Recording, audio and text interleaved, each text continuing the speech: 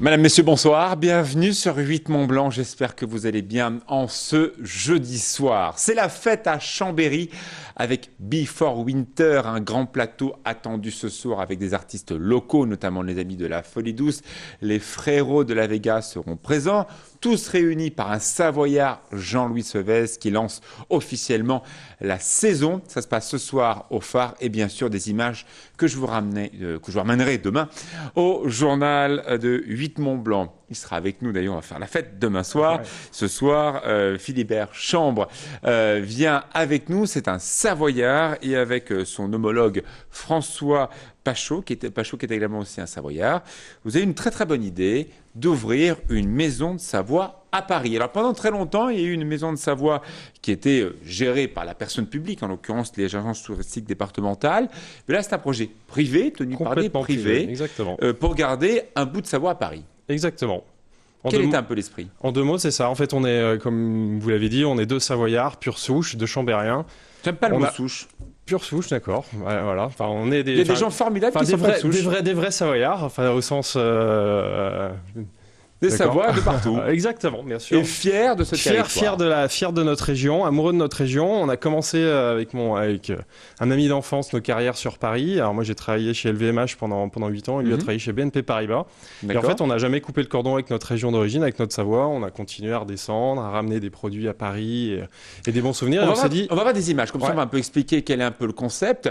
Donc, je vais demander à Damien Rémy, qui réalise cette émission, voilà, on vous voit actuellement à l'image. Alors, déjà, il faut rappeler, on vous voit tous les deux, donc comme ça en plus on a l'occasion de faire la connaissance de François. Exactement. Ça a été un grand projet pour vous deux, déjà de mettre un peu de Savoie au cœur de Paris. Et on vous voit actuellement tous les deux avec vos jolis tabliers rouges, avec des produits. Voilà, le produit, c'est la base de tout, c'est ça ? Voilà, l'idée c'est de ramener un bout de Savoie sur Paris. Et là, on se met en scène, on est dans le quartier Montorgueil, qui est le quartier qui est en plein centre de Paris, quartier vivant. Voilà, on le voit, c'est une rue piétonne.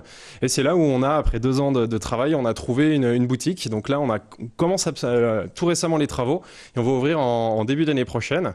Et voilà, donc l'idée c'est un bout de Savoie à Paris, donc une épicerie fine avec des produits approvisionnés en direct, issus de Savoie et de Haute-Savoie. Et en même temps, plus qu'une épicerie, un lieu de partage, d'échange. On va pouvoir déguster, inviter et partager notre passion avec les Parisiens pour nos montagnes. Donc ils vont pouvoir déguster des produits, on va pouvoir organiser des événements pour justement valoriser le travail des producteurs. C'est très malin. On voit bien que les produits qui ont été présentés là dans cette vidéo, c'est pas n'importe quoi. On a vu Éric Jacquier, on a vu des fromages formidables, on a vu effectivement nos chefs des pays de Savoie. Alors on le sait bien, là on est à quelques jours de l'ouverture officielle des stations. Elle commence déjà à ouvrir ce week-end. Mais bon, les Parisiens s'intéressent surtout à nous juste avant l'hiver. Donc comment faire vivre la maison de Savoie à Paris toute l'année? Justement, nous déjà, on s'est rendu compte, parce que même si on est savoyard, on s'est rendu compte de la diversité des produits du terroir savoyard. Donc certes, en effet, quand on parle au début à des Parisiens, ils nous disent tous « Ah oui, fromage ». Et en fait, on va leur montrer qu'il y a autre chose, il y a de la charcuterie, il y a des poissons de lac, il y a des glaces. Vous jouez là-dessus. On a vu quoi à l'instant? On a vu un Opinel, en plus, c'est pas l'autre famille, donc ça tombe bien. On voit du saucisson, on voit du reblochon. Là, vous jouez quand même sur l'image d'Épinal. On est obligé de décrypter ce que je vois. Là. On attire les Parisiens par ces produits et en même temps, on va leur faire découvrir toute la diversité des produits du terroir de Savoie. Donc en effet, les poissons, donc ça c'est beaucoup plus original, la bière. Nous on a eu l'occasion régulièrement pendant la construction du projet d'organiser des dégustations sur Paris pour tester un peu le concept. Et à chaque fois, ce qui ressortait justement auprès des Parisiens, c'est cet étonnement de dire ah oui, en Savoie il y a autre chose que du fromage. D'accord. Et ça c'est assez intéressant. Et en plus nous, ça va en effet nous permettre de faire vivre le lieu. Alors j'ai même le reste de l'année. Un magasin et donc j'imagine que vous allez mettre en place des contrats avec les principales marques pour être présentes à Paris. Exactement. Mais il y a aussi une partie événementielle. Quelle boîte savoyarde ou quelle entreprise savoyarde a envie d'avoir une visibilité grâce à vous pour une soirée, pour un cocktail, en dehors, encore une fois, de la période d'avant-saison, avant saison d'été, avant saison d'hiver? Est-ce qu'au mois de mars, ou est-ce qu'au mois, par exemple, de février, où tout le monde est là et pas à Paris, vous aurez de quoi vivre? Justement, nous, c'est une bonne surprise aussi, c'est que on s'est rendu compte d'un intérêt principalement pour les stations de ski qui cherchent justement à toucher le public parisien et de plus en plus à le toucher toute l'année. Et nous, en fait, on s'était fait cette objection au départ sur le projet, de se dire on va avoir une énorme saisonnalité. Et en fait, non, là, on a beaucoup de stations maintenant qui reprennent contact avec nous depuis qu'elles voient que le projet avance bien, pour justement animer des événements au printemps, pour soit préparer la saison en amont, soit pour présenter des activités pendant l'été ou prendre la parole à des moments où justement le public parisien est un petit peu plus ouvert et en évitant les périodes où tout le monde communique Et ce qui est intéressant, c'est que nous, voilà, on travaille en direct avec des stations qui peuvent avoir des actualités à partager. Donc nous, l'idée, c'est ça, c'est d'organiser des événements pour les Savoyards en priorité. Et en plus, on a aussi maintenant la demande de privés parisiens qui cherchent à faire vivre le lieu, qui cherchent un lieu avec une identité savoyarde des montagnes. Alors, c'est vrai aussi que nos stations, elles ont toutes des territoires de marques différentes. Elles sont toutes construites en véritable marque identitaire forte. Courchevel, c'est pas Megève, Megève, c'est pas Val d'Isère. Au-dessus de Chambéry, les Haillons, ça va pas être pareil que dans la Chartreuse. Exactement. Et pourtant, là, vous avez un lieu qui est avec des codes de marque très fortes de la Savoie. Certaines stations de chez nous, elles aiment bien aller faire leur point presse dans quelque chose qui ressemble surtout pas à l'univers montagnard. Je prends l'exemple, Megève a fait sa présentation, en tout cas pour une grande marque, les Fermes de Marie, chez Euro SCG. D'autres l'ont fait dans des usines désaffectées. Les troisièmes dans des boîtes de nuit. Savoie-Mont-Blanc a fait sa présentation dans une boîte de nuit à côté du 8e. Exactement. Elle cherche le décalage. Donc, est-ce que vous avez une chance de les attirer? Elles n'ont peut-être pas forcément envie d'aller. Nous, on les laisse... quelque chose qui leur ressemble. Alors, on les laisse libres. Et de toute façon, il y a plus de 100 stations. Donc, on ne peut pas accueillir les 100 stations sur Paris. Donc, tant mieux si elles vont aller chercher de la diversité dans des lieux différents tout au long de l'année. Mais nous, en revanche, et beaucoup de stations nous le demandent, avoir un lieu identifié montagne. Et ça les intéresse énormément. Surtout que nous, en plus, on a la notion de terroir caisse. Vous en avez joué là-dessus. On a vu le saucisson, on a vu tout ça.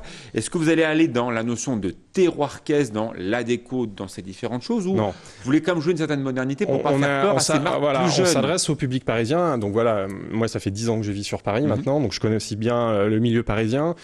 Sur l'élément de décoration, sur l'ambiance, justement, on travaille avec un architecte donc, qui est savoyard, qui est un ami de lycée, mais qui travaille sur Paris et qui est le bras droit de Jean Nouvel, donc qui est un très très bon architecte. Et justement, le challenge, c'est justement de lui demander de réinterpréter les codes de la montagne, qui soient légitimes mais contemporains. Et ça intéresse justement les stations, c'est qu'on évite aussi de rentrer systématiquement et de manière trop facile dans le cliché du chalet savoyard. Donc l'idée, c'est on parle à des Parisiens de modernité. On parle à des Parisiens qui sont sollicités très régulièrement sur des nouveaux concepts très modernes. L'idée, nous, c'est de rester moderne, mais avec les pieds sur notre terroir savoyard, avec ses identités, qui est l'identité de la montagne, nos matériaux. Alors, on va parler dans quelques instants donc, de votre financement. Vous êtes quasiment là sur le point d'ouvrir. Vous avez un appel à faire aux Savoyards pour vous aider par le biais d'une plateforme collaborative. On va expliquer ça dans quelques instants. Mais juste auparavant, avant de voir un documentaire qui sera diffusé très bientôt sur 8 Mont-Blanc, la notion forte des Savoyards à Paris. Malheureusement, on n'est pas les Auvergnats. Eux, chaque brasserie qui est à l'angle d'un boulevard, c'est marqué Auvergne en grand. Les Savoyards, c'est pas pareil, hein.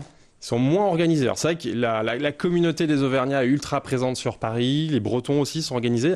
Malheureusement, les Savoyards sont moins, voire pas du tout organisés. Et nous, ça a été aussi une découverte sur ce projet. C'est qu'avec ce projet... Vous étiez déçu de ça lorsque vous avez travaillé avec François? Oui. Au début, on pensait qu'on allait être aidé par la communauté des Savoyards, notamment sur Paris. Elle n'a pas joué le jeu? En fait, non, si, elle joue le jeu, mais en revanche, elle est difficile à rassembler. Racontez-nous. Qu'est-ce qui était difficile? C'est simplement, nous, on pensait qu'il existait déjà des associations de Savoyards sur Paris. Alors, il en existe une, mais qui est pas... Celle de Michel Barnier, notamment? Alors, il y en a une qui s'appelle les Amitiés Savoyardes, qui est dirigée par Monsieur Chapuis, qui est très bien, mais qui se réunit une fois tous les 3 mois, et voilà. Et nous, en fait, on a eu du mal au début à rencontrer d'autres Savoyards. Est-ce que vous allez, à travers votre établissement, créer, pourquoi pas, une association savoyarde? C'est un des objectifs, surtout qu'en fait, au fur et à mesure de la croissance du projet, on en a rencontré un certain nombre, et tous vibrent pour la fibre savoyarde, justement, et maintenant, beaucoup nous ont aidés. Notamment sur le financement du projet. Alors justement, vous allez pouvoir aider ce projet si vous êtes sensible à l'appel de Philibert et de François. Restez avec nous, on va découvrir un documentaire diffusé actuellement sur 8 Mont-Blanc qui s'appelle Le Royaume partagé. C'est un peu notre histoire, celle de la Savoie qui va jusqu'au comté de Nice. Rappelons qu'avant 1860, la Savoie, elle n'était pas là, elle était ailleurs. La Savoie, donc à ses portes, fait figure de bastion du catholicisme.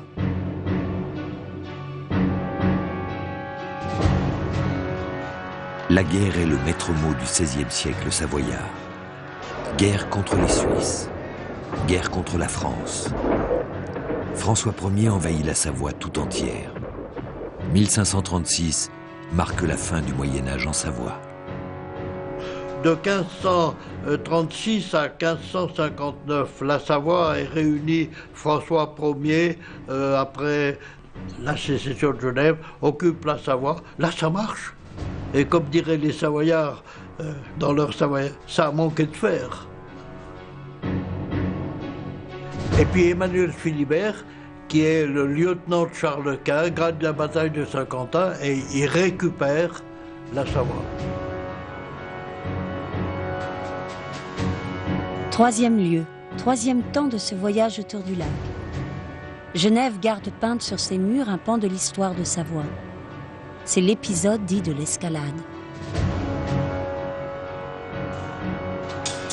Le 21 décembre 1602, un assaut mené en pleine nuit pour prendre Genève échoue dans le sang. Il marque la fin des ambitions savoyardes sur la ville. À partir de cet événement, le lac Léman devient une frontière.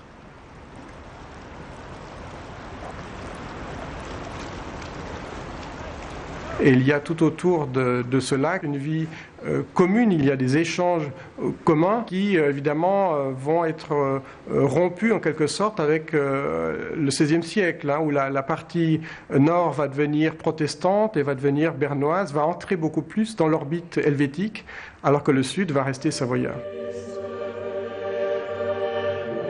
Notre quatrième étape nous éloigne du Léman, vers Annecy, sur les traces de François de Sales.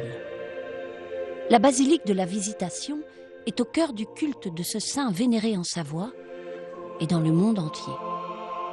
Intéressant ce documentaire, on a vu un instant l'histoire de Genève. N'oubliez pas, c'est pas ce week-end, le week-end d'après, la fameuse fête de l'escalade, ce grand marathon urbain. On célèbre là maintenant l'amitié entre la Savoie et la Suisse et surtout la ville de Genève. Avec nous, Philibert et son ami François qui est actuellement en régie. Ce sont deux Savoyards qui ont envie de mettre un petit peu de Savoie à Paris. Ça y est, vous êtes prêts. Le projet est sur le point d'ouvrir. Il manque un petit peu de sous et vous faites appel à nous. Ça y est, comme je disais tout à l'heure, on a trouvé le local. On commence les travaux dans le quartier Montorgueil. Et là, on vient de lancer une campagne de crowdfunding, donc de financement participatif. D'accord. Alors, comment on peut vous aider? Alors, on peut nous aider soit en allant sur le site de KissKissBankBank, soit le plus simple pour nos auditeurs, c'est d'aller sur le site maisondesavoie.com, tout simplement. D'accord. Maisondesavoie.com, vous tapez donc, sur le Internet. Le site est très simple et vous verrez un lien qui vous redirigera vers la plateforme du site KissKissBankBank. Et donc, on peut donner à partir de combien? On peut donner à partir de 5 €. Et l'idée, en fait, c'est de participer au projet en nous aidant à financer une cave d'affinage. Parce qu'on veut absolument, pour garantir la qualité des produits jusqu'au bout, jusqu'au consommateur, avoir une belle cave d'affinage qui sera bien mise en avant au cœur de la boutique. Et donc, du coup, on a besoin de 12 000 € pour financer cette cave d'affinage. Et donc, c'est là où on fait un appel au public, et notamment à la communauté des Savoyards et aux Savoyards, sachant qu'en contrepartie, on propose des comptes, justement, des dotations. Voilà, c'est des préventes. On travaille avec la marque Opinel qui nous a fait un couteau Opinel collector Maison de Savoie Paris. On va avoir des invitations aux soirées. Donc il y a plein de choses très intéressantes et nous, ça nous permet de financer. Ils ont du cœur. En tout cas, je peux vous dire, on les suit depuis quelques mois, maintenant quelques années. Je vous assure qu'ils sont 100% passionnés et 100% persuadés qu'il y a quelque chose à faire à Paris. Non pas un truc compliqué, mais voilà, bien terrien, qui représente ce que l'on est. C'est-à-dire une communauté de gens qui vivent aussi à Paris. Ce sont des Savoyards qui vivent à Paris. Qui des bons produits, du partage. Des jolies choses. Merci beaucoup, Savoie. Donc, on redonne le site une dernière fois. Donc, c'est maisondesavoie.com. Maisondesavoie.com. À votre bon cœur, messieurs, dames. Merci beaucoup.